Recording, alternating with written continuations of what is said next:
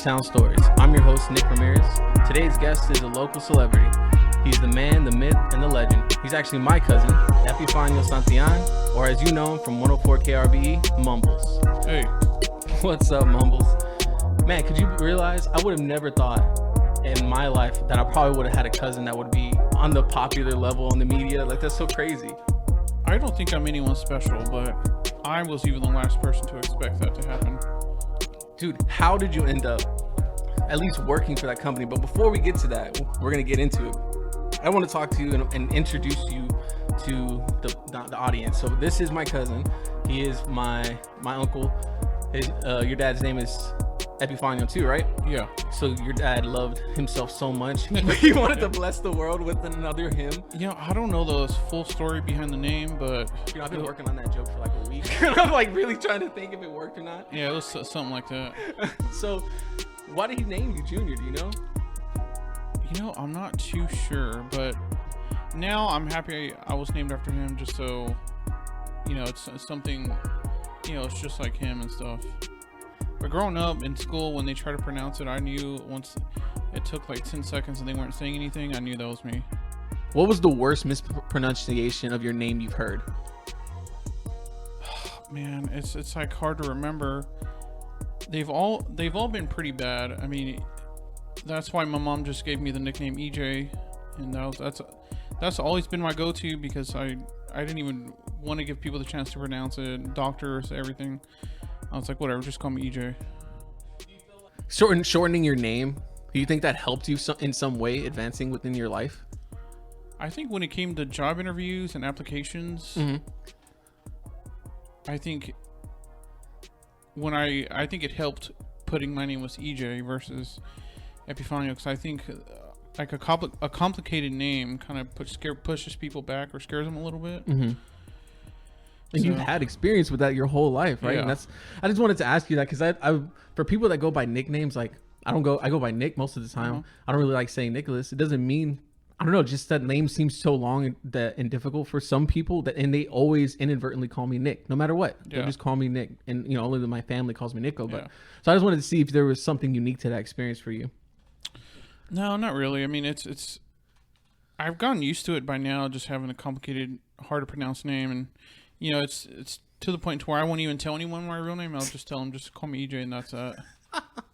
So where did you grow up, EJ? I grew up in 2nd Ward, but now they call it Edo, which I don't like. Edo? Yeah, East Down. It's short for East Downtown. What is this? Is this some hipster Austin, California stuff? It's part of the gentrification. A bunch of new people started moving in, and you know, that's just where the name came from. I still have friends that live there. I still go by and visit every once in a while, but eventually I'd like to move back there. Have you seen it change? How have you? You were talking about gentrification. Like, how have you seen it change throughout your life? The biggest part are the houses. Like, it's, you know, it was like an old school neighborhood. People have lived there. People that live there have been there for decades, and so you'll see like a traditional like 3 houses. Then it's like a new high rise, three-story high rise, and like a bunch of old houses. Then it's like another high rise. So it's like, it seems like they're trying to push the older people out and to build these new high rises and stuff. Choice that you wanted? Like, why did you want to stay back into the city? Well, I had moved to Baytown for a little while, and I moved back into Midtown a while ago, and that's when I was able to catch up on the gentrification and the changes. But yeah, it's just, you know, most of the restaurants are still there. Any hometown spots you miss? Champ Burger. Champ Burger is like life. What's been there? 60 years now, I think? 60 years, man. It's going strong. Like that. Yeah. That's one of the best places. Their steak burger, hands down. Yeah. And then, I mean, like Lodi, like, oh my God. Yeah. Our uncle used to go there all the time. And the guy, I think his name was Mike, the owner, Mike. Yeah. And he would know my uncle, and he would just like have the order ready in like 30 minutes after he got there. That's so cool to have, but at the same time, that doesn't sound healthy. Yeah. So no, it's good though, man. I want to go back, but they're only open Monday through Friday, like 10 to 4. So unless you have a day off or anything, you can't go. I lived in the burbs pretty much. I didn't realize it for like my whole life. So I got had like a whole neighborhood, and I know you have your neighborhood, but like, how does that inner city child life different? Would you say? So it was pretty common that. So take it back. All my friends lived on an area that covered like 4 blocks. So we always rode bikes around the neighborhood and stuff. And, it was like a thing just to ride our bikes to Enron Field at the time. Like I remember when they put the E, before it was Minute Maid Park, when they put the big E on the Enron Field. And it was like, whatever, we'll just walk down there and, that's that. And, it was, I didn't realize how nice it was living that close to downtown because everything happens downtown. Yeah. And now that I'm trying to, now that I live back closer to downtown, it's nice. Like, did you run into any homeless people? Any extraordinary or silly memories that you have encountering? Honestly, other than a couple of homeless people that just started peeing randomly, it just became the norm just to see. I feel like now the homeless situation is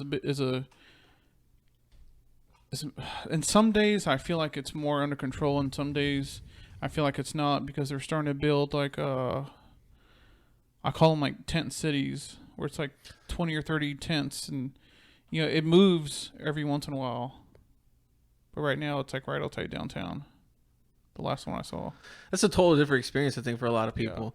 Yeah. Any other adventures that you got to venture off downtown, like with your friends? Like y'all were like, oh, we're just gonna go here.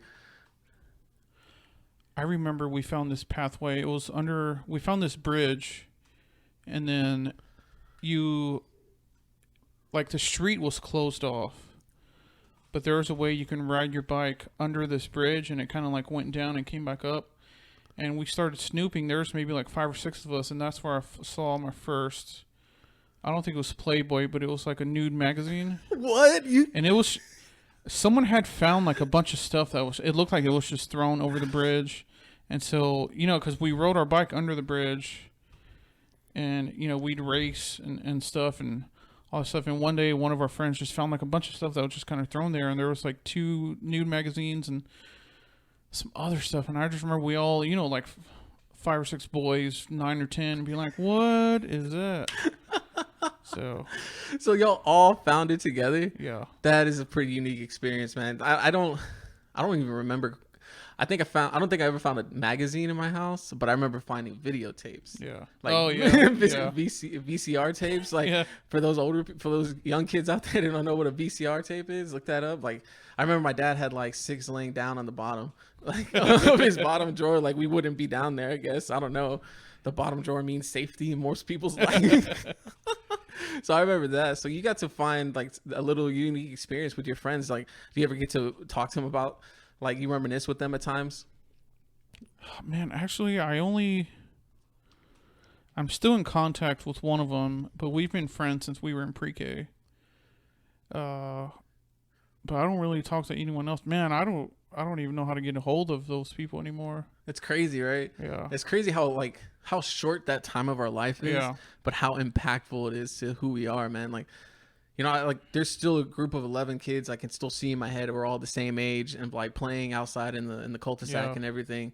Do I know where these people are? I mean, I know one of them is still I know 2 of them are still living in the neighborhood right now, but all the other ones, I don't know. I know one kid that lives out in California, but I wish I would be able to get in contact with them. Yeah. Like, just to be able to rekindle those memories, man, because it somehow shapes a big place, a big version of who you are.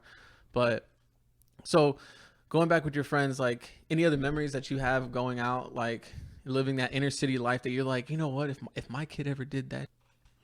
Oh, man, not really. Like I didn't have really, man, no, I actually ended up having a lot of good friendships. I didn't really have anything too negative other than the typical, like, kids smoking cigarettes and stuff like that. But think about it now, like I wouldn't want my kids to grow up. So wait, who was smoking cigarettes? You were smoking cigarettes? No, it was it was like the cool kids and the kids that were trying to be cool and all that stuff. I was like, man, cigarettes just smelled so bad. I just never. You never wanted to. That's funny. Like, beer's always smelled bad, and now I love to drink beer. Dude, do you ever remember drinking your dad's beer by accident? It was my grandpa was the beer drinker, and he would give me the empty can, and it just Wait, on your mom's side? yeah, on my Okay, mom's okay. side. He would drink Bush, and He would drink Bush. he would give me the empty can. It just smelled so bad. I was like, I never had any desire to drink it. Mm-hmm. And now, you have like all these different tasting beers and stuff, and it's much better now. Yeah, I mean, I remember being young one time, and we always used to drink my dad's drink. That was just like the thing in the family. Like we just all kind of got drink from him. Like so, he wouldn't have his glass of tea. Usually, he drank sweet tea forever. He still drinks it, and then he would leave it on the counter, and we all like, oh, whose drink is this? Dad's. All right, cool. And I remember going to his drink one day, and I remember, I'll never forget, it was a Dallas Cowboy cup, because he's still the biggest Cowboy fan ever, and he had beer in there, and he was lounging like right next to it, so it was over his shoulder, and he was watching the football game. So I reached over, and I remember I was like 7 or something. I remember reaching over and grabbing it, and he was like, no, mijo. And I was like, oh no, I want some. And I just shoved it in my mouth real quick, and he tried to yank it from me, and it was Miller Lite. So I'm like 7. I was like, what does this taste like piss for? What does this taste like piss? And then that's why I hate the Dallas Cowboys, because they remind me of that memory. Your first few beers always taste the worst. Oh my god. It's definitely an acquired taste. What age were you when you first got your first drink? Man, I think it was 17. 17? Yeah, and I think I started drinking at that point. Jesus, how did you get into it at 17? Like, how did that happen? I think it was when I graduated high school. It was this stuff called Jungle Juice. That was like Everclear, and like God, that's if you make it right, you don't taste the alcohol. it tastes like a Jolly Rancher or something, right? And so I remember it was around the time of like graduation prom, and someone had a party, and a bunch of us just stayed over at the house, and that's like, hey, just taste this. It has alcohol, but you can't really taste it. And I was like, all right, and I ended up getting so hammered because it's my first time drinking. And I just how many cups would you say you put back? Because when you're that young, you don't understand how alcohol works. You don't understand the math equations. You start playing as an adult. Like, if I drink 2 drinks in 1 hour, I'm good. If I drink 2 in 10 minutes, I'll be feeling really good. Like, you can start calculating that time. So how many drinks did you have? I think I had like 5 or 6 maybe. Dang. And do you remember, like, would you say like time limit was probably like an hour? You probably down those? No, it was. The thing is, man, it was my first time drinking. I think I had them just through the night, maybe 3 or 4 hours. But I mean, they were like full glasses, like the big styrofoam cups, full, and we all went to town. Oh my god! So then, how did you end up making it home that night? Oh, I stayed there. Yeah, I had already planned to stay there because I figured I was probably going to start drinking. Oh, that's pretty cool, man. That's cool. Yeah. So that was your first time getting drunk? Dude, I didn't have my first sip of alcohol until I was 20, a week before I was 21. Nice. I really held out. I wanted to do it. I wanted to wait till I was 21. I probably had access to it. I mean, my dad had a bar at the house, but I was like, oh, let me just see if I can do it. And then it was a week before, and I was like, I think I've done all the work. I don't need to wait that 7 days. Yeah, you're pretty much there already. Yeah, but I don't remember my first drink fully. Like, I'm trying to think. I know my first drink was most likely with Javi. I think he would spent the night, and we got into Presidente, and that was crazy, man. We drank Presidente is what, brandy. Yeah. So we were drinking shots that might have been 2 or 3 inches. Well, I don't know what we were thinking. Just pouring 2 or 3 inches worth of Presidente and then drinking it up, and then probably being passed out by 12. But then I don't know. It was crazy, man. Did your parents never found out? I mean, I don't know. You play but brandy is a little harder to put water inside of it, right? Because it's not gonna match. I used to say the first time, because the first few times that I drank, I stayed wherever I was, and so the first time I went home and was drunk, I was obviously hungover, and I think my mom knew, it was kind of obvious. But I told her I just ate some bad food and I got a stomachache. Oh my god! But I used that excuse maybe 10 times. And then I was 21 by the time I stopped doing it, so it was like whatever. Did your mom ever send it back? Oh, did you eat some bad food? Like, you sitting there? Man, I'm about 100% positive that she knew I was lying. Well, like, now being a parent, like, you know, I've only been a parent for a short amount of time, but there's so much more that you realize your parents know about you that you don't realize, that you think like I'm the master of everything. I can hide everything, and how much more open everything really is. But you just don't realize that. And it's just that shift in perspective, I guess. Yeah. Like after I got married and we got our own place, that's when I started to realize how hard it must have been for our parents, like, to really raise kids and stuff. I couldn't imagine doing this and raising a kid. Man, that's a deep thought there. Let's think about that. Because why? It's just like there's so much stuff to do when you're an adult, like health insurance. When you get a new place, you got to set up all your electricity and you know, there's just so much stuff that you got to take care of when you get married, and when you become an adult and you get your own place. Like, I even told my mom once, like, I completely understand every time you told me no, like why you told me no, and like every time you sacrificed and stuff like that. Yeah, man. Like, you start realizing what matters, right? Like they always say, like, when the older you get, the less you care about what everybody else thinks, and because you learn to let go of that stuff. And it's been, you know, it's been challenging, right? When you're married to somebody and you're used to being, I think it's in our blood, like in the Santillan side of the family, to just be independent. Like, do you feel like you can just be alone and don't necessarily feel like you need somebody else? Yeah.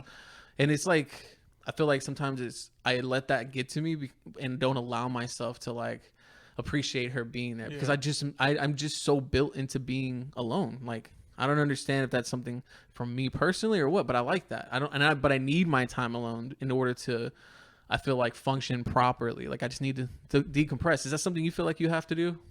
Yeah, a lot of times I feel like I see myself wanting to do things by myself, just because I feel like that's just, you know, I'm kind of used to it, and that's just who I am. Like, I do a lot of things alone. I mean, I really enjoy being married, and sometimes I have to remember, I have to tell myself, like, I can't keep doing everything by myself. Yeah, like, you just learn to be self-reliant. Yeah. And that's I wonder why that's something we both really like just understood. Maybe do you feel like you've had that from a young age, like you just just do it myself? Yeah. I've always enjoyed doing stuff. Like, I always went out to eat by myself, went to the movies by myself. And dude, you went out to the like, I've never been to the movies by myself. That's a bold choice. You don't have to. The thing is, you don't have to like wait on anyone. You don't have to. You know, you can do whatever you want. You can see whatever movie you want. You can, you know, it's all like up to you. You decide where you want to sit and everything. It's just much more. It's more of an experience for people that enjoy that. You only have to worry about yourself. That's true. You know, you don't have to worry about someone else, like if they like the movie or. Now, can you imagine taking a child to go see a movie? Like, with all, I remember my dad would miss like an hour worth of the movie going to take me to go pee. Right? Like, did you have that? Like, could you imagine being a parent and going to take that, like the challenges that you were just discussing? That's a huge challenge. You pay to go see this movie, and you end up missing half the movie. I'm paying to take my son every 30 minutes to the restroom. But it's no, I keep having to tell myself, like, I can't do everything by myself. Like, you know, I really enjoy being married, and I really have to tell myself, like, you can't always do stuff by yourself. How have you grown within marriage? I think learning to be an actual husband versus like a friend or just a boyfriend or something like that. You know what I mean? I think like once you get married, that's like a whole other level of everything, like dedication and love and everything. It's just trying to teach myself and tell myself like how to be a better husband. And you know, for whenever we have kids and stuff, as a part of me, just, I don't know, man. It was like a learning experience for me. Like, once I got married, to actually be a really good husband, to remember like we're a family now, and you know, because I wasn't in a relationship for years before I got with my wife. Wow.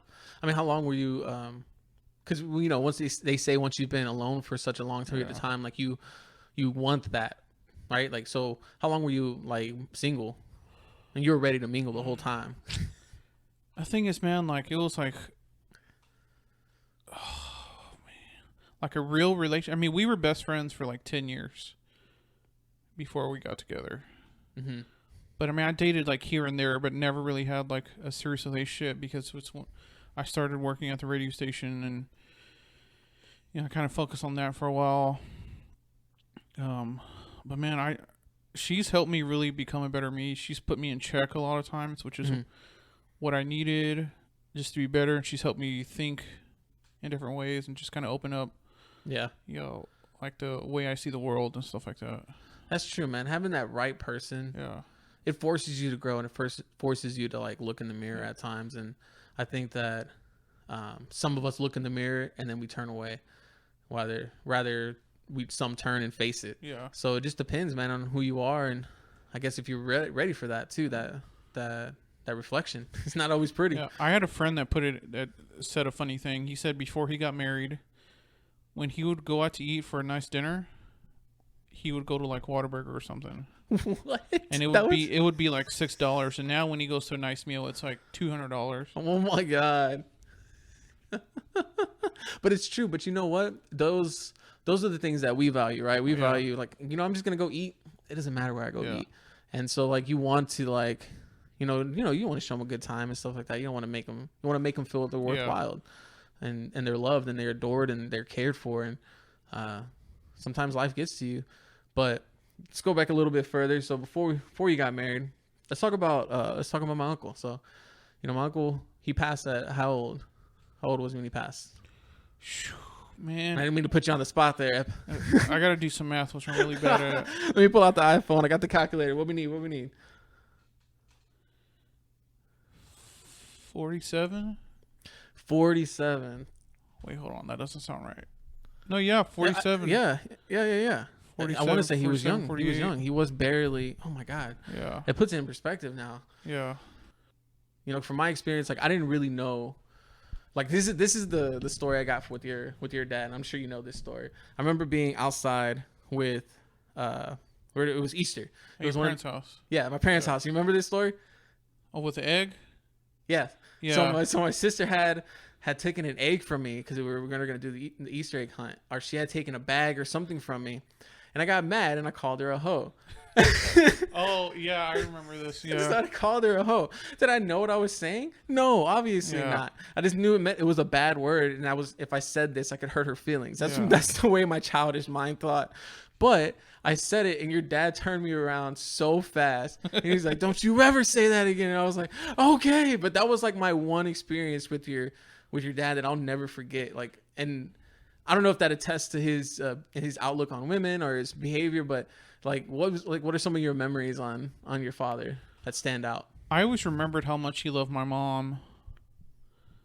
So like, now that I'm married, I try to be like how he was to my mom. I try to be like that to my wife. Because growing up, I always thought that was nice, and like now that I'm an adult, I can see like that was like it was a nice thing that he was doing. Well, so what, like, describe like some of the things that he would do that you do now, that you as you pass down in honor of him. Like one thing he did, he would always call my mom to make sure she got to work okay. And this was before like social media and like all that. Like this was before cell phones were really like a real thing. And he would always call her in the morning because when he always had to go to work super early, and he would call her to make sure she got to work okay. And once I found out he did that, because I didn't find out he did that till after he passed. And so my mom was telling me that one day, and I was like, that's a good thing. So I like to do that. But now, I'm working from home. So it's like, whatever. Did you make it to your office across the room? Did you make it? Did you get your cup of coffee? So any other memories about your dad that you will cherish forever? Like having a moment, a conversation. Is there something that you think of like, man, I remember this. When I talked to my dad about this. Did you ever have that kind of connection with him? There were so many. We used to watch the movie Breakin' and Breakin' 2. The old school. It was like an 80s breakdance movie. Oh my God, really? Yeah, we used to watch those together, and he loved eating summer sausage, and we eat summer sausage together.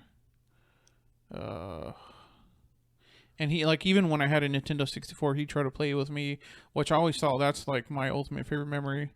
And I always let him win, of course, but he never knew that. He never knew what he was doing, but Yeah. you would let him. Oh man, Yeah. that's a good memory, dude. That's a Yeah. good one. So, with your dad, talking about your dad, like, how was it seeing your dad's health decline over the years? What attributed to his health declining? Man, it was honestly, man, he had diabetes, and that's like Type 2, type 1, type I don't 3? remember the specific. I don't remember which one he had, but I remember he had diabetes, and he just wouldn't take care of himself. You know, he ended up going to the nursing home, like, I think maybe at the age of like 44 or something like that, just because, you know, he lost his vision. And I think he couldn't walk, so just, you know, it was just like a lot. And so we all made sure we saw him all the time, and God, yeah. But it was like, I knew his thing was salt. He loved salt. Oh my God, I remember. And he wasn't, the doctors always told him to stop eating salt, and he wouldn't stop eating salt. And I remember I went to go see him at the nursing home, and he was hiding like a thing of salt. But I knew, because he wasn't supposed to have it, so maybe a friend there got it for him, and he was like hiding it so he can still put it on his food.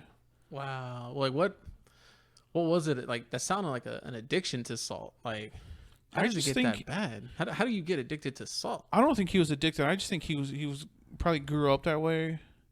And, you know, when you eat, so what I compare it to is like growing up Mexican, you eat Mexican food, right? Mm-hmm.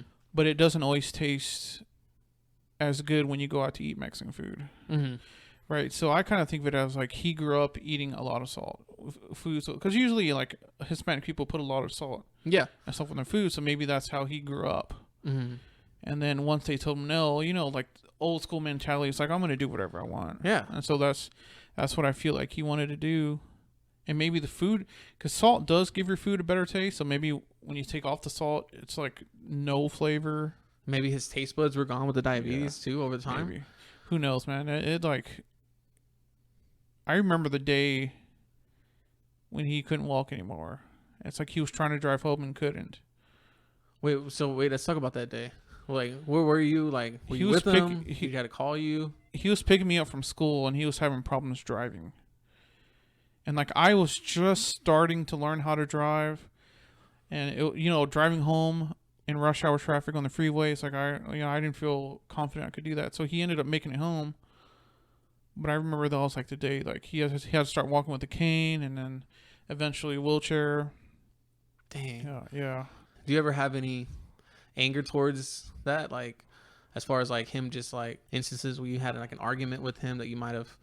I think he died when I was 17, and I never really thought to have that conversation with him, like to tell him like, hey, you got to stop doing this stuff. Mm-hmm.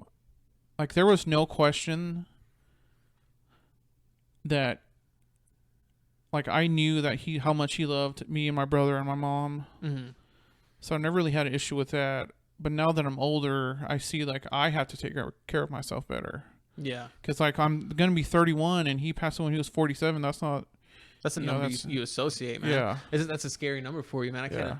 I know that some people have a fear when it comes to that, seeing a father figure or a parent figure pass at a young age, and you get to that time of your life and you feel like you need to get everything checked because of whatever happened. So you got to see that kind of deterioration. And then, you know, I remember having one time, we went to your high school graduation. That was one of the last times I think I saw him. And he was already in the wheelchair, and he was already going blind, or if not blind.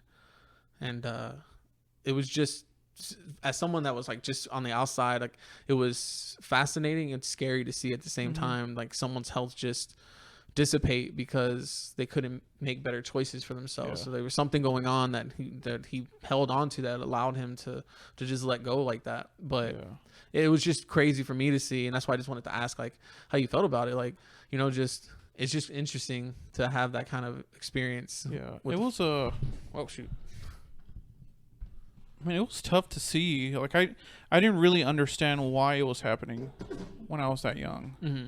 You know, I just always saw like he was always in and out of the hospital. Like when he passed away, he was in the hospital for I think 6 months or something. 6 months. I don't remember what he originally went to the hospital for. I do not remember what caused it. But I remember he was in there for months and months. 5 or 6 months maybe, and he passed away on December 31st, which is Grandpa's birthday. Wow. So he passed away on his dad's birthday. Yeah. Dude. That's crazy, man. Yeah. And I don't remember what time, but I remember I felt when he passed away, I kind of felt relieved because I knew he didn't have to go through all the crap that he was going through and stuff. My memory is we were walking. We showed up. I remember being with my mom, and we were walking towards the door, and she asked your mom, "Is he inside?" And she told her like he died, and your mom was like, "What?" And she's like, "Yeah, he died." And like we didn't believe it. She's like, "I just came to visit. What the heck?" Like that was it. He already had passed, and he had already had. I don't think it was the 10 minutes, right? Like obviously, but it was like within no more than 2 hours that we showed up right after he passed. I remember. I think we were going to get something to eat, and the hospital had like a code red or whatever their alarm was back then. Mm-hmm. And like my mom knew it was probably my dad, so we went to go back. We went back to go see him, and we like watched him die. We watched his heart flatline, and it was like the saddest thing ever. When I explain it to people, I try to tell people it's like the movies. Like it's so dramatic. You're watching this person die, and you're watching their heart rate go lower and lower. Then he just flatlined, and that was it. Damn. But I remember feeling relieved that my mom didn't have to go through this anymore. My dad didn't have to go through this anymore. My dad wasn't suffering, and like that, that was it. And then I had to deal with anger management for years. It started. Wait. Let's go back. We'll come back to that anger management. So you said like seeing your mom do stuff and like what did she have to do? Like what was some of the things that you saw your mom have to do to take care of your dad that impacted you? Just like always taking him to the doctor, taking him to the hospital. Like I remember, because knowing now how expensive it is to park at a hospital. Oh my God, yeah. When my dad was in the hospital for like 2 weeks or a month, or like when he passed away, he was in there for 5 or 6 months. Like paying for parking every day, like I can't imagine how expensive that is. And like the fact that she had to go through that, and always made sure that we were okay. Because I never really saw her like cry or anything like during, like when my dad died, of course, but being young, I never really saw her like have any time to herself. Like, now I think now that mental health is more of an awareness. There's like a thing to take care of yourself. Like I never saw my mom really like take care of herself, like do stuff for herself and just enjoy time and stuff. She was always like taking care of me and my brother, making sure my dad was okay, making sure he has medicines and going to the doctor and stuff. And they went to the nursing home, and he was on dialysis too. Yeah, I remember that. So making sure he got to dialysis okay. Yeah, it was just,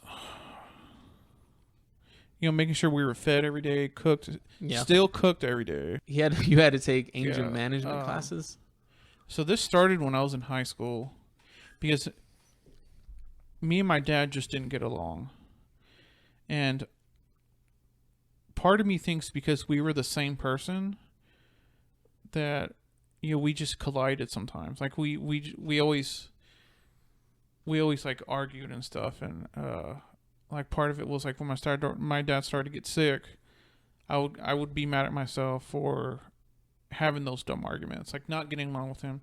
Then when he passed away, my anger management was so bad. I was just always angry and stuff because I was mad because I feel like I could have gone to go see my dad more when he was in the nursing home. And, you know, like a couple of times when I would go see him, I'd be there for like 15, 20 minutes and leave. And I was so mad at myself for years until I met my wife. And she's the one that helped me really be a better person and really just think straight, you know. And I dealt with anger for so long. It was like a comfy sweater you put on in the winter, man. And she really helped me like level out. And that's crazy, man. Because you start looking, I could see, you know, you start looking back and you start making all of those small things that you did, and you get mad at yourself for making those actions. But at the end of the day, you know, you were a kid. You didn't really, you know, you can't really use that as an excuse, I guess. Like, you could have made better choices, but those are the choices you make, and you have to stick with them because you want to make sure that you can make better choices using that lack of failure, right? Like, that's cool, man. That's cool. So, like, did you put yourself in there? Did your mom put you in there? No. They tried in high school, and like, cause my high school at the time had like this program, and it was like a joke. Like it was like the thing that people signed up for so they didn't have to go to class. Like, no one really took it serious. Oh, of course. Like I didn't go to actual anger management classes, but they were recommended. How I got through it was just talking to friends. But it wasn't until I met my wife. Like, we were friends in 2010, and then we got married in 2018. So it wasn't until I met her that it helped me. You know, it was just like talking to her was like therapy. Okay, I see what you're saying. Yeah, but you knew that your anger was something that you had to confront. I got into anger management because I got into a fight in high school, and my principal told me I need to do this program at school, but he didn't know it was a joke. It was like the thing that people signed up for just to get out of class, and you know, like, no one ever took it serious. And you know, I think I had a doctor at the time that recommended it as well. I like researched it, but I never actually did it. And then I just started, you know, talking to my friends and stuff, and that's what helped me get through it. That's cool, man. Yeah. So you still had that outlet. Yeah. And, you know, I think most people don't have that outlet. That's why they pay for that therapy. They might not have the circle of people around them that you can trust with having those types of conversations. So I'm glad that you got that out, man. How did seeing what your father went through help shape you as the man that you are today? Like, what do you think you took from that? What I think the best thing I got from my dad is how to treat women. I think a lot of times, especially in the Hispanic and Mexican culture, like, the woman is the one that does everything. Yeah, they cook and clean every day, and you know, all that stuff, and the guy just kind of works and comes home and does nothing. You know, it wasn't really like that growing up, and I saw like my dad would help out. My dad couldn't cook at all, so that's that. But you know, he still made sure everything else was good. Like, he would play outside with us, and you know, he was like a handyman. He did everything that needed to be fixed. He got a way to make it fixed. Did all the car stuff, and you know, so it wasn't like my mom did everything because that's just the way it's gonna be. You know, he was still. I felt like in some ways it was like 50-50. Before he started getting really sick and he couldn't do anything. You know, he was still there to make sure like everything was good and all that stuff. Even now, like, some of my friends now want a wife that does everything, and I don't want that. I don't want a wife that just stays home and cooks. Yeah. Like, I want everything. Like, do whatever you want. If you want to work, do it. Like, you know, don't feel like you need to come home and cook. Yeah. But that's what I saw, and like, well, with my wife, like, I help out a lot because it's just something I learned to do. Like, I used to do the dishes at home too. Like, my mom would show me how to do all this stuff to make sure that I can take care of myself if I was by myself. Most of those guys don't do that. Like, you know what I mean? Like, they don't take care of themselves, and they're waiting to have a wife that will take care of themselves. And so I'm sure that's what ends up happening. But that's like a weird thing. Like, why would you want someone that would just be like a mother to you? Like, you want a partner, not a mother, someone to take care of you like that. Like, I think that's the thing that attracted me to my wife so much, that she was the complete opposite of the kind of wife that just did everything and did everything for you. Like even now, like I'll joke around with her and tell her, "Hey, I'm gonna leave this dish here so you can wash it." She's like, "No, you're gonna wash it," which that's what I want. It's just accountability. Yeah. I think accountability, and that accountability changes and shapes who you are. So you had the pleasure of being Chuck from Chuck E. Cheese. Oh man, I think it was maybe 4 years. Maybe it didn't start off that way. I ended up this ended up being a common thing with a lot of my jobs, where I would learn one thing, and I would I would start off learning one thing, then move on to learning a lot of things, and then I started having a lot of roles in all my jobs, and so that was one of the roles I started getting, was to be the rat at Chuck E. Cheese, and it was horrible. Like the thing smelled. They didn't wash it. They didn't wash it? No, they washed it, but not as often as they should, and it took like a special cleaners to wash that thing. And it smelled, and people would go in there and sleep, and because there was like a room specifically for changing in and out of this thing, and it was horrible. So you said you had like learned to different roles within your job. So what did you first start off? I started off in the kitchen. You started off in the kitchen? Yeah, it's like making the pizzas and stuff, and then I moved on to. I think I moved on to the game room, which is like where all the games are and how to fix them and stuff. Mm-hmm. And see, the role of Chucky was never like a single position, because he wasn't needed 24/7. Okay. So usually it was like whoever's not doing something, and if you know how to work this thing, you can do it. Oh, that's cool. That's cool. Yeah. That's cool. Yeah. So no one's like just one job. Not everyone did it, but there was like a handful of rotators that would get in there. Oh, and you'd be like, oh, somebody else. This smells like Kyle's sweaty balls. Yeah. Like, God damn. But yeah.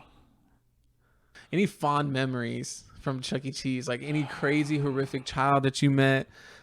Maybe some parents that stood out, maybe a puke accident that like you're like, oh my God, I cannot relive 2001 with the ball pen. I don't know, like a lot of the stories and the memories I have from there are crazy. So people always thought you can just drop your kids off and leave. Now what? Which was not a thing like that. We had things everywhere that said, hey, like, whoa, would this still happen now? Like, do you think that still happens now? Oh, I'm sure. Like people. Wow. Like so I worked, because I started working there when I was going to college, and so I worked during the day, during the week. Mm-hmm. So it was just like a bunch of like, babysitters that would take their kids during the week and stuff, and field trips and stuff. And I remember parents would come with their kids and then leave, and then come back. And so we had. Would they sneak out like they were James Bond, roll out? Just leave. Wow.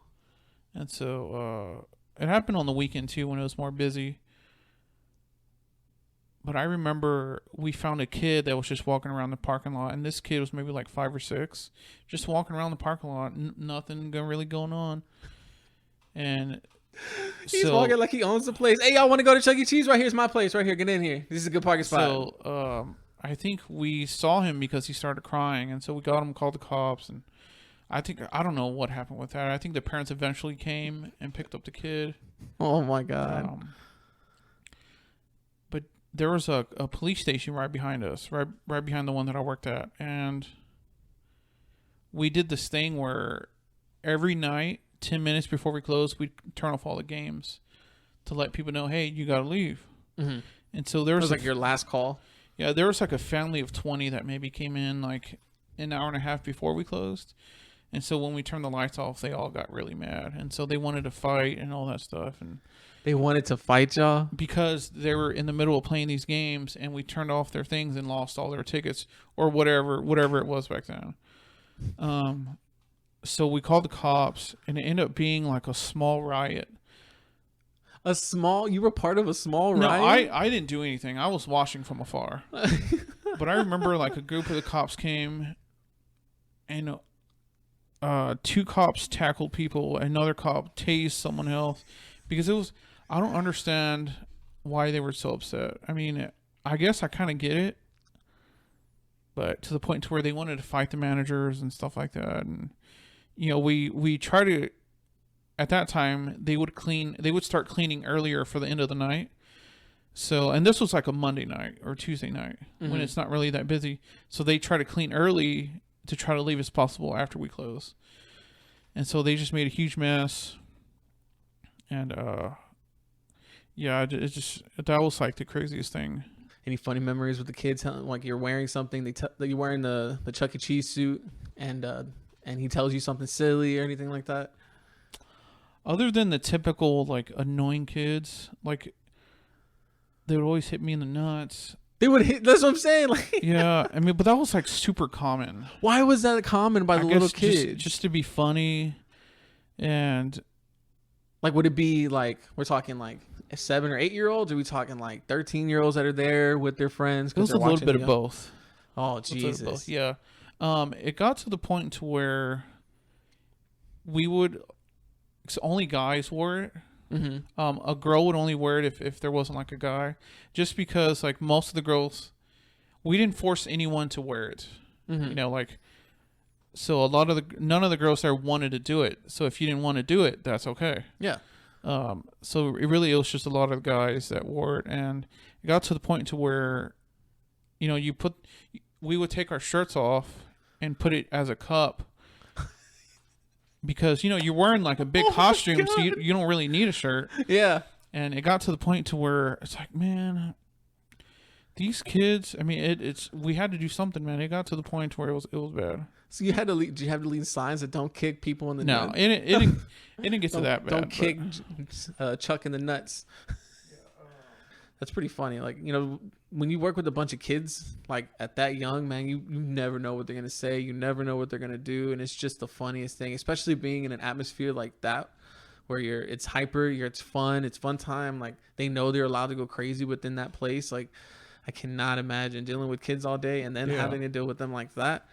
Man, like, you know, with Sebastian now, you know, with my boy over here growing up, like he's so loud. The newest thing that he does now is like, he screams, like just screams. I don't know what he's screaming at, but he's screaming, trying to tell us something. But then for the most part, he's pretty quiet and relaxed. But when he tells you something, Jesus Christ, you better listen. That boy's growing up too fast now. Let's take a pause on this, and then we'll come back. All right, and we're back from a small break. So we were talking about. So after Chuck E. Cheese, you were going to working at Chuck E. Cheese while you were going to school. So what school did you go to? At the time, I was going to Houston Community College, and I was working at Chuck E. Cheese, but I was interning at KRBE, and I actually quit Chuck E. Cheese because I was so frustrated working there. I mean, and then one day I said, screw this, I don't need this. So I walked out and just quit and just, you know, I had some money saved up, so I lived off that and just focused on my internship because I wanted to make that work, and I eventually got another job. But yeah, that's what I did for a while. I had 2 jobs for years, and for maybe like 5 years. 5 years? Yeah. Before I got promoted at the radio station to be able to make enough. Because I eventually got hired on at the radio station, but it was just for like a few hours a week, but not anything to live off of. And then finally I got promoted to like full part-time, if that makes sense. Like I was able to get like my max part-time hours to be able to live off just working at the radio station. Wow. So once I got to that point, I quit my other jobs and been doing it ever since. And then you transferred to what university? University of Clear Lake. And so you got the degree in communications. Was it because you got into working the internship? That's what led you to thinking you wanted to get into it? Yeah, I actually started going to college to get a business degree. So you originally wanted to try to open up a business or something? Just to have general business knowledge, I guess. Then I started my internship, and I was like, this is what I want to do. Because I've always wanted to be on the radio ever since elementary school, middle school. What enticed you for the radio? Just something about it, like just something about hearing people have fun on the radio. You know, made me want to do it. That's pretty crazy, man. So yeah. So it was a young dream. So you kind of knew already when you were going to schools, but you Yeah. wanted to start off a basis in business first and then transfer it. So, Well, it was like that thing, like being in radio at the time was kind of like one of those things that you've always wanted to do, but it's never going to happen. mm-hmm. You know, so I thought, you know, I'll just get a general business degree and then just figure something out down the line. Yeah. Then I actually had a friend. I had a friend whose boyfriend worked at KRBE at the time, and we were all hanging out, and he said, "Hey, we're actually looking for internships or interns for, you know, we're gonna have new internships next semester." And so I was like, "Man, I'm not gonna do it. They're not gonna hire me. Yeah. Whatever." So then I was just randomly, I thought, you know, I'm gonna do it, and yeah, I ended up doing it, and they called me like a month later. And I was like, who's this? So I ended up hanging up on them, and they called me back and said, hey, yeah, this is this. And I went in for my interview. And, man, I was so nervous at that interview. I knew for sure I did bad. And they told me afterwards that I did bad. Like, years later, they told me, like, yeah, like, we weren't going to hire you. So I went in for my interview, and it sucked. What do you remember? What stumbled you in the interview? Was it questions? Was it an answer you gave? Do you remember, like, because you know, if it's a painstaking answer you gave, you'd be like, "Oh man, I can't believe I brought up me wearing my underwear." And I think it was just some of the things I said. Like, one of the question I remember, the only thing I remember from the interview was, "What's the craziest thing you've ever done?" And I didn't know how crazy I could get. So I like made up some stupid story about how I had my music too loud in the drive-thru and they told me to shut it down because I didn't know how far I could go. yeah, And so, looking back, would you have answered it differently? yeah. What would you have said? Uh, I don't want to relive your trauma. But let's see what you trying can to do think, fix it. trying to think like at that point, Yeah. what's the craziest thing I've done? It's probably, man, I don't remember. But I saw someone get stabbed. And I probably would have gone something like that. Yeah. Have you actually seen someone get Yeah. stabbed? Where? In Galveston. I don't know the details or anything like that. There was like a bunch of kids from a bunch of different high schools there. Mm-hmm. So I'm not sure what all happened, but I know once it happened, everyone freaked out and left. It was at night. It was maybe like midnight. They were on the beach. Yeah. Oh my god. Yeah, and One of those end of the year high school parties. something like that. I don't remember the full details. I would have probably said something like that. Or probably, yeah, because I didn't really do a lot, Mm-hmm. you know, at that point.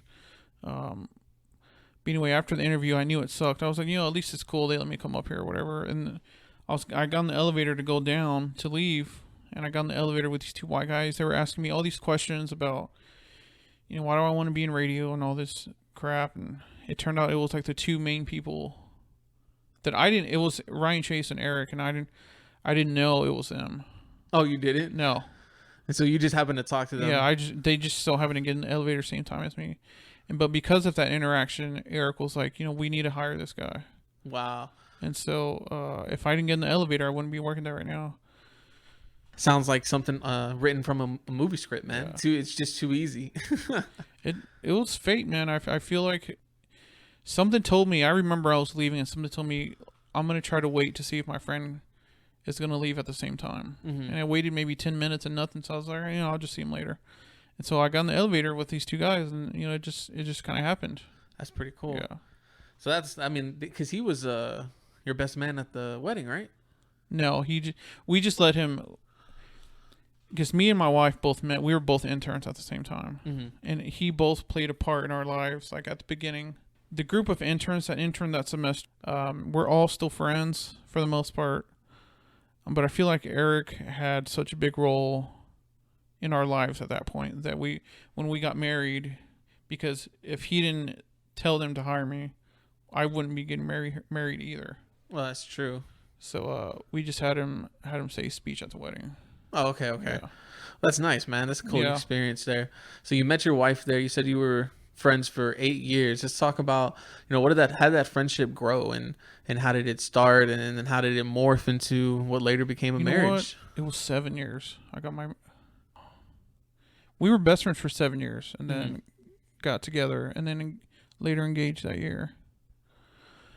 For some reason, man, we started interning. I'll tell you, the first time we met was at the cook-off in 2010. So we started our internships February 4th, 2010.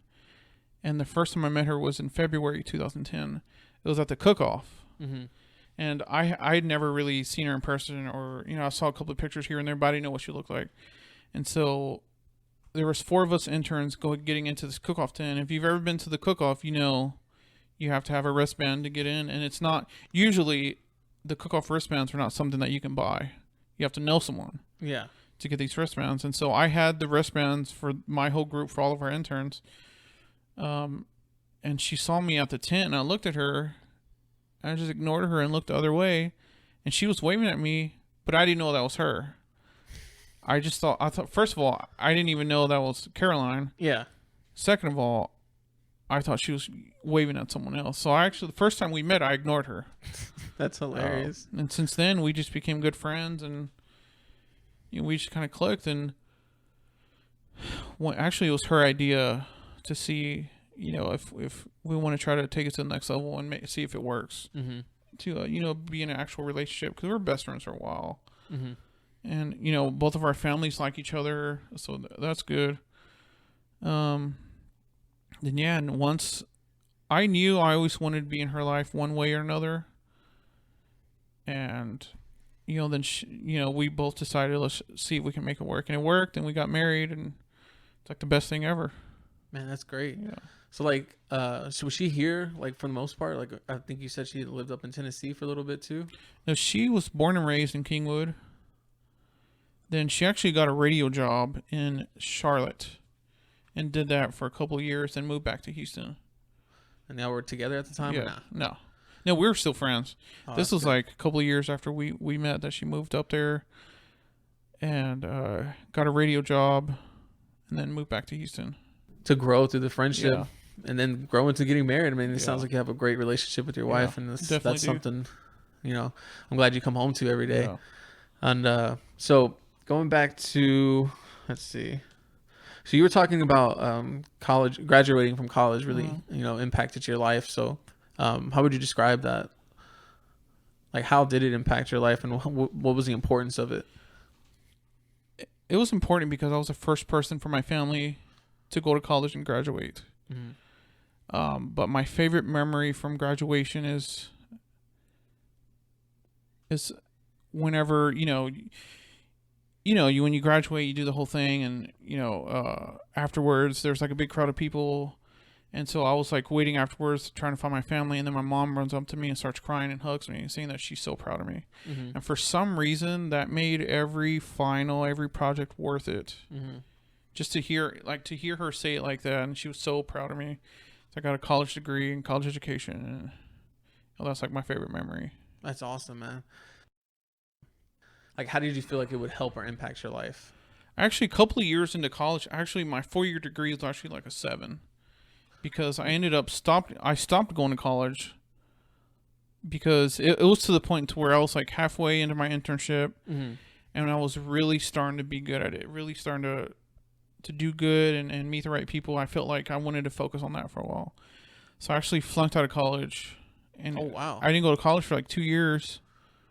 And then I was I'm ready to go back and finish. So once I went back, I really put all my effort into it and then graduated. Not a lot of people have that gut feeling of you know what, I'm going to stop what I'm doing right here, because I really, really want to focus on that. I think a lot of people miss that opportunity in life to, flourish into other aspects. Yeah. I don't know. It's pretty so cool.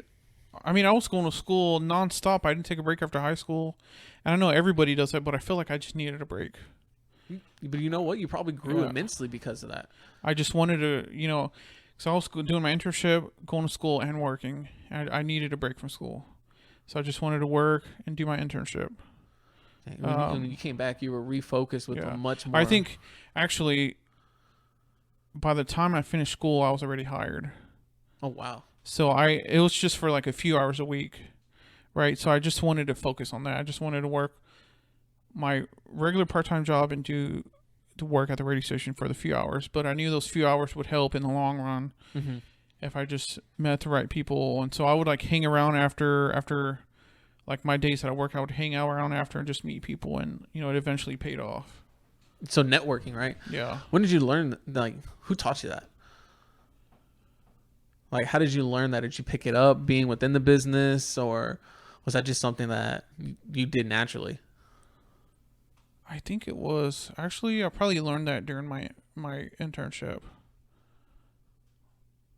But I feel like it's always been important. It's like, because I had a professor tell me once, like, the people that, you know, go to college and study 24/7 and get the best grades, and yeah, that's cool and all, but it's gonna suck when you're trying to get a job and you don't know anyone to help you get a job. Yeah. You know, but yeah, that's, you know, I think there was a, you know, after I got hired on at the radio station for just a few hours a week, I was like, I'm just going to finish this semester just so I can get my credits, and just, I'm going to take a 2-year break. And so I did that. And during that 2-year break, I was able to really network and, you know, eventually move up a little bit, and, you know, it's paid off. That's a unique thing, man. I give that to you for sticking with it. I don't think a lot of people have the guts to be like, you know what? I think for me, like, because I just focused on solely school, like you said. Like, I didn't really have, like, I worked at Foot Locker, but I wasn't trying to go anywhere there. Like, you know, I knew that I could have had the opportunity to be an assistant manager, but for some reason I didn't feel like I wanted to have to work that many hours and go to school. So I had a little bit of a luxury of still staying at home and not really having many big expensive bills, so I could focus on school and get it done.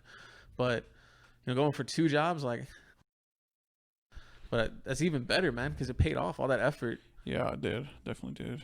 I just wanted it so bad. Yeah. Like, there wasn't an option. I remember the first week that I started my internship, I was like, this is what I want to do. And there wasn't an option. I didn't have an option to not do it. That's awesome. So I knew I had to do what I needed to do it. That's such a good determination. Get paid from it, yeah. And yeah, and it's just, the opportunities started happening, and, you know, I got a lot of nice opportunities to do some cool things. And talking about those cool things, so what about that first award show that you were talking about? What was the first award show you got to go to? You know, now you're working at the radio station, you're meeting famous people. Like, I think you got to meet Bruno Mars before he got like really, really big, and some other people. And so you go to your first award show, and what is it? Well, to backtrack a little bit, it was so the I don't think they do it anymore, but like the Grammys and the Billboard Music Awards and the American Music Awards used to do this thing called Radio Row, where they would invite different radio stations to come in, maybe like 15 or 20, and to interview some of the people that are going to be featured at the award show. And so, I mean, I was like, fresh. I think it was my last semester of college. Oh, wow. And I had the opportunity to go to the Grammys. And I remember I was in class and I raised my hand. I was like, telling my professor, hey, I wanted to tell him, hey, I know there's a test next week, but I'm not going to be here. I have to do something for work. Oh, wow. And that's all I was going to say. But I raised my hand and I was like, hey, can you come over here? I have to tell you something. And he was like, can you just tell me from where you are? And I was like, I looked around. I was like, all right. I was like, hey, I can't come to class next week because I have to go to the Grammys. And of course, everyone's looking at me like, this idiot. They're like, this fool's lying. He's not going to the Grammys. So, you know, I think he thought I was lying, but I actually ended up sending him the picture of me in front of the Grammys wall so he could see I wasn't lying. But it was like, that was like a little taste of like the real like Hollywood lifestyle, because that whole experience, I mean, they put us in, let me think, we're in downtown LA in some hotel, and then all these celebrities are walking in, And it's just, they're just kind of like hanging out, doing these interviews, but there's a bar, and so people can hang out and stuff. And it was like mind blowing just being in the middle of all this stuff. And at the end of the day, they put us in a party bus. They take us an hour away to Malibu. And so we go to this place called Malibu Mansion. And there's like this huge party there, like these Hollywood parties that you see in like TMZ and all this stuff. There's a party there, and it's like What does the house look like that you roll up to? It doesn't even look like a house. It doesn't? It looks like a venue. But I mean, if someone lives there, it looks like a venue, really. And so they have this huge backyard. The neighbors, like the next neighbor is on the next hill. It's like, they don't have yards and stuff, right? And so we get there, and it's like all these, like Dr. Drew was like hanging out there, and like what? at the time, Joe Jonas was like sitting down there, and like all these different celebrities were like hanging out. Fall Out Boy was there. Mm-hmm. I was just like, where am I, man? Like, this is. It's so funny because it's like they're just people, really, but they're the people that we view and value as having opinions that were worthwhile at times. And it's like, I told someone, it's like when you go to a concert and you see them come out on stage, being at these parties is like to see what they're like when they go backstage. Mm-hmm. It's something that not a lot of people get to see. Because really, it's cool because you see a lot of these people just all the same way, like, just in front of the camera. But when they're just relaxing and just hanging out and drinking, it's like man, these people are just regular people too. And that's the whole experience of like waking up and they feed you, and then you go to I think it's now called the Microsoft Theater. It used to be, you go to the Staples Center, and then you do all these interviews, and it's just like ridiculous. And you see all these celebrities and stuff, and they're at the catwalk kind of thing, like the red carpet walk? No, they come in. It's not like a public thing. Okay. So people just come in, their security, you got to have a badge or whatever to come in. But the artists come in and they're just like kind of hanging out. It's like whatever. So you're in the lobby, like where are you at? Like you come from the hotel, you get dropped off there, and you're just hanging out in the lobby with all the celebrities and stuff too. But you're with your little radio group kind of thing? There's 3 of us. And so they give us a hotel room, and you fly in the night before, and then you go to like a seminar that says, hey, this is what's going to happen this weekend. Then the next day you start doing the interviews, but you don't do the interviews in the hotel. You do them across the street at the Staples Center, and they have like a part of it that's dedicated just for these interviews and stuff. And you can watch the rehearsals for the award shows, and it was like pretty behind the scenes pretty stuff. Badass. Behind the scenes stuff. That's cool. And that's something you really wanted to see, like as far as the celebrity world? I didn't, honestly, man, like I didn't really know this type of stuff really existed on this type of level. And then just seeing that party, which, like talking about this party is so superficial, but it's like such a great experience to be able to see and be a part of in person. Mm-hmm. It's like I remember going back to school, and I was like, why am I still in school? Because you had a taste of what it could look like. That's crazy. And it's things like that happen so fast for people too, like such fame, and it can happen out of nowhere now, especially with like viral stuff. You can literally become a face. You can be someone, they recognize you from their feed just because of that stuff. It's incredible. Like I remember at that party, I ended up talking to Joe Jonas for a little bit, and we were talking about, I think it was right after the Nintendo Switch came out. The Nintendo Switch? So we ended up talking about Breath of the Wild, which is like one of the first release games for the Switch. There weren't, him and his band at the time, they were just hanging out. There wasn't like anyone like, it's just really like behind the scenes. Mm-hmm. They were just hanging out. There wasn't like any security or anything, just kind of whatever. That's pretty cool, man. Yeah. So seeing behind all that stuff. So you end up working for them, and what are some of your like biggest memories thus far that you've made with that company? With KRBE? Yeah.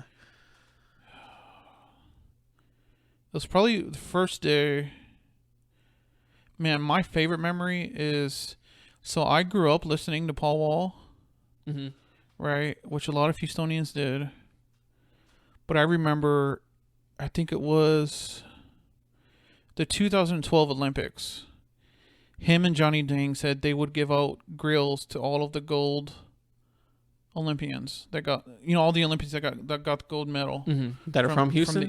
From the USA, I think. USA. It was something along the lines of that. And so I had reached out to him. I said, hey, we want you to come in and talk about it. I introduced him, told him who I work for. I said, hey, I work for the Real and Ryan Show, and we want you to come in to talk to you about about giving away the grills and stuff to the Olympians. Dude, how does that work? Like, do you have to call his agent? Or no, you calling I DM'd him on Twitter. It was that easy? Yeah. And so I was like, there's no way this guy's going to respond. And sure, he responded a couple hours later. And I remember I was sitting at a friend's house and my phone was on the thing. And he had given me his number because he was like, hey, I gave him my number and he had called me and we had set up like the time to come in or whatever. And he was calling me to tell me he couldn't come in that day that was scheduled. He would have to come in the next day. But I remember I was sitting at a friend's house and like it shows my phone that Paul Wall calls me. And then my friend looks at me like, who are you? And so I was like, because, I grew up listening to him, so it was like a big deal to me. Yeah. So I remember he called me. Like any one of my friends that was friends with me in high school knew how big of a Paul Wall fan I was. And so I remember like seeing him call me on the phone and thinking like, holy crap, this is awesome, man. Like the guy I grew up listening to is calling me. That's and cool. Then my friend's like, oh, is that real? And so it was pretty cool. It's like you get to meet your hero, man. You're looking up to him. So that's a pretty fond memory. My memory of you first seeing you on the show was the time they put you in Westheimer in the diaper. Yeah. Because you were talking about and someone threw threw flour on me. Yeah. And you were holding up the sign saying no fat hoes. No, what is it was all because I wanted to hang out with this girl and I told her and I lied and told her I would get her tickets to Lady Gaga. I lied just because I wanted to hang out with her. That's so hilarious. And then she came in and they ended up interviewing her on the air and they got her to admit that it was a lie and that was my punishment. How did that affect you having to do that? Do you feel like you paid remission for that? I was so embarrassed, but it was just a consequence, man. And it, I wouldn't, you, man. I tell you, I wouldn't do it again. But I had fun for the most part. But I would not do it again. So you ended up at a party. I remember you telling me one time you went to this crazy party or mansion party. Was that the same party from the Grammys? No. How did you end up at this party? This party, I know what you're talking about, is here in Houston. It was here in Houston. It was at a club that's no longer there. The building's not even there because it knocked down. It's something else now. Gentrification for you people. So I was at a club, and at the time, it was like a really nice club. I don't want to give away too many details because then some of the things this club had, only this club had. So if I said like too many details, they would know where it was, and I don't want to give away. But I was at a club, and they had like a super VIP room, like a super VIP room, right? And I remember Britney Spears' "Toxic" was playing, like an EDM remix or like a house remix. And I was 21. I had just turned 21, so I was able to drink. And so I was a little buzzed and I started walking around, and they let me into this room, and they had like a glass table, and there was like a mountain, like a small mountain of cocaine on there. And so I remember walking into this room, and it felt like slow motion because as soon as I walked in, like one of the people was like in process of doing it, and I was like, what is going on? And it looked like slow motion, like just seeing like the whole thing. And I was like, God, I didn't even think these things were like real. Like people still did things like this. Because you walked into a club, a super VIP club room, and you had a mountain of blow next to you. Yeah. I just walked in. I didn't even sit down. There was a group of people already in there, so I'm guessing maybe they put it there so they can do it. Mm-hmm. But it was the kind of club to where if you spend enough money, you can do whatever you want, right? And so, which is the way this room was decorated. I imagine whoever got access to this room could do whatever they wanted. And I didn't even sit down. I just walked in, And then I saw like the group of people talking, hanging out, and like one of the people was like in the process of doing it, and I was like, okay, it's my time to go. And so I just walked out because I didn't want to be part of that in case they got in trouble or anything like that. Yeah. And, dude, so you had an extensive nightlife too before, because you used to go clubbing a lot. Yeah, I used to go to club 5 days a week. I actually, like a month into my internship, we did a bit where I had to go to a club. And when they told me about it like a week before, and I was like, the thought of going to the club like disgusted me. Like I did not want to go to a club. I was so anxious about going. So prior to this, Yeah. you were never a party animal kind of thing? It was all because of the radio station. What? And so the thought of going to a club, like I've had friends try to take me to a club, and I was like, no. I like lied, said every excuse to not go. You were very introverted, huh? Yeah, until they were like, hey, you know, we got to do this. We're doing this thing, and you got to go. And so I was like, okay. So then I went, and I am going to a couple of different clubs, and I just like, you know, everyone kind of goes to this phase where they just like, I had to go to the club every day after that. So I ended up going 5 nights a week, and that was just, I went every day but Sunday and Monday. How do you think being exposed to that type of nightlife, did it show you like the behind the scenes of the city? Honestly, man, it showed me how creepy and shady some people are. Because a lot of the people that work at these clubs, they're pretty shady, man. Like, there was a club in Houston that I used to go to, and I went there a lot, and the whole time I never realized that someone that worked there had like this thing going where he would look for girls to, I don't know if he would get them to like escort or whatever, but it was like a whole thing that he ended up getting in trouble for. And like the whole time I never knew. I never knew. And so like at every club that I was frequent at, there was usually something that ended up being shady about that place. Wow. Yeah. You need to see the outskirts of the people, man. Those people that run the nightlife for some reason, when the lights go out, we can just there was like there was a lot of good friends I made from it. Mm-hmm. But at the same time, there was like the same amount of people that I don't even want to associate with anymore. That, they get stuck in this mindset of just. You saw a lot of partying. Yeah. That's pretty crazy, man. You get to meet a lot of people. With a lot of people that you met helped you further your career, would you say? Or like just life experiences? I think the networking in general. I mean, I definitely have a lot of funny stories and good stories from all of the people that I've met. So the story of the blind DJ. What's that story? So I do photography, and I got hired to do photography at this this event for Big Brothers Big Sisters, and it was like their version of like a prom or something like that.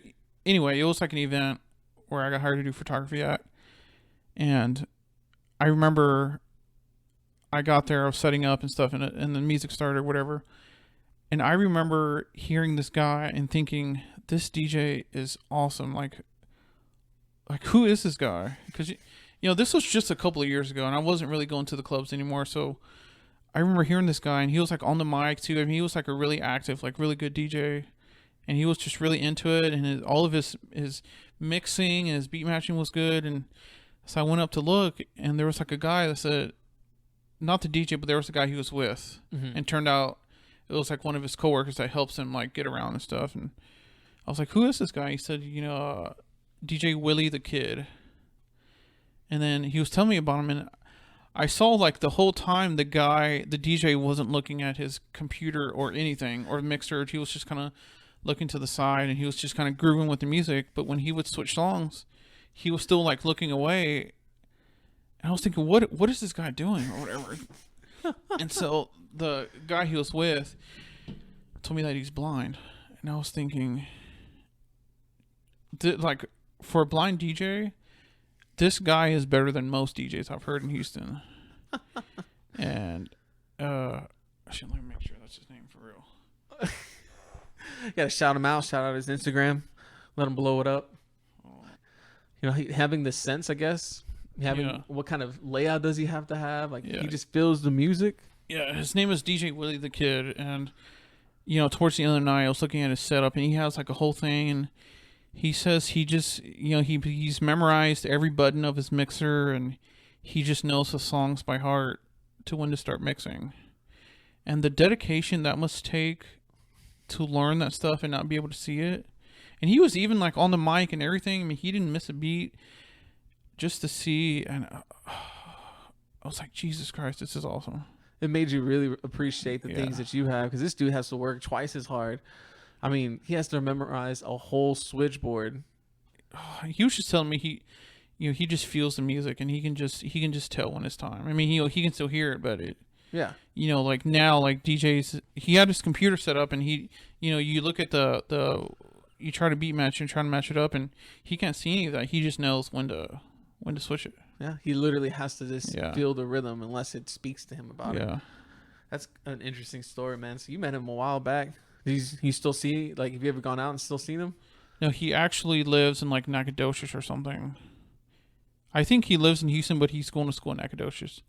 Young guy, old guy? He was a young guy, maybe 20, something like that. Oh, wow. And he had been DJing for a few years already. I mean, I follow him on Instagram and Twitter, and he gets gigs on the regular. That's pretty crazy. Well, pre-COVID. Yeah, pre-COVID. But he was getting like events, and I was like, man, that's pretty impressive. That's incredible. Yeah. You don't meet a lot of people, like a lot of those type of people in your life. I don't think I know anybody that knows somebody that's going through something like that just overcome some huge challenge. I mean, something like that, like immense. I don't know. It was I think those stories change you, man, especially when you're close to it. I actually invited him into the radio station like a few months later, and I was seeing him work his iPhone. And I guess the iPhone has this thing that helps blind people use their phone.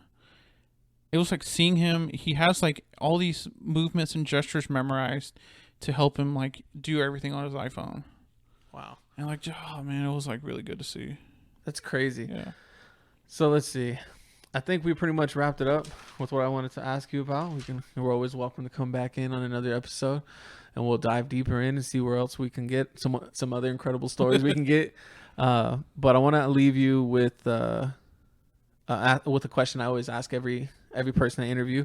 What has been the biggest life lesson you've learned thus far? To be a better husband. It's now that I'm married and thinking about kids and my future. It's like I need to be a better husband and father for when that happens. That's good. Yeah. I think that's good advice, man. Being the best husband you can be. Yeah. It's just immense. Someone said you fall in and out of love at the same time. That was what we got one time. When people give you advice when we get married. So that was one of the lines that I remember. And I don't think I'll ever forget that. Because I think at times in marriage, going back when you look at your parents, maybe, like at least for my parents, I can speak for. So, you see times where they're just at each other's throat, right? And then sometimes you see times of peace and moments. And then sometimes there's difficult things going on. So you have those trials, right? And I think that's something you learn later, that, life is much longer than you really think it is, at least from my point of view. And that when you get to that, with the right person, you're going to have those times where you're in and out of love, because right now, like, when you have a kid, your world changes everything. And then you have to not unlove, but you fall out of love in a way, but you're not really falling out of love. You're just rediscovering who you are together now as parents, because you already knew you were separately, but now you're having to form a new bond as parents, and where you're at there and how you communicate based on those type of things. And it's just not saying it's a problem or anything, but it's like a next evolution in life together. And it's such a fun thing to go through with somebody you love, because it'll be a challenge you work on together for the rest of your life. You're never parent for life. That's it. Yeah. It doesn't stop when they're 18. Yeah. So yeah, it's just trying to be. Another issue I had was when I lived at home, I never had to. I always washed my own clothes, but other than that, I didn't really have to do anything. I didn't have to, ever wash the dishes. My mom still cooks when I lived at home, or my grandma cooked, and it was like a wake up call to when I moved out. Mm-hmm. I have to realize I have to do those things for myself. Yeah, I have to clean the bathroom, clean the kitchen, wash the dishes, I try to cook sometimes. And so it's just like remembering or learning to remember to do those things. Yeah. It's just part of growing up, man. Yeah. You realize how much your parents really do. Like you said, I think at the very beginning of this podcast, how much you appreciate your mom doing all those things. You had to tell her that. I mean, you don't realize it until you live it. And I think with that, we'll leave y'all here. And thank you for coming out. Oh, thanks for having me. And I'll always call you Epi because I just like the name of it. But I think I'm really happy that you came out and did this. And I can't say enough for a thank you. Well, thanks for having me. All right, guys. We'll see y'all later.